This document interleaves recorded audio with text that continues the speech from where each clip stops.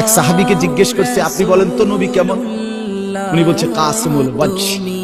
এক শব্দ কইছে, মানে হলো তিনি ছিলেন এমন যার প্রতিটা অঙ্গ, চোখ, নাক, কান, হাত, আঙ্গুল, ঠোঁট, প্রতিটা অঙ্গ যদি আলাদা আলাদা দেখি তাইলে সবচেয়ে সুন্দর, সারা অঙ্গ যদি একসাথে দেখি তাইলেও সবচেয়ে সুন্দর।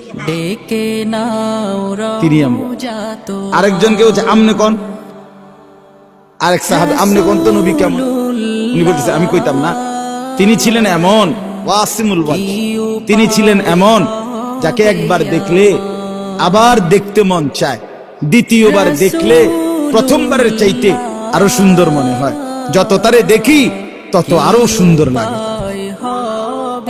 তিনি রাসূলুল্লাহ সাল্লাল্লাহু আলাইহি ওয়াসাল্লাম।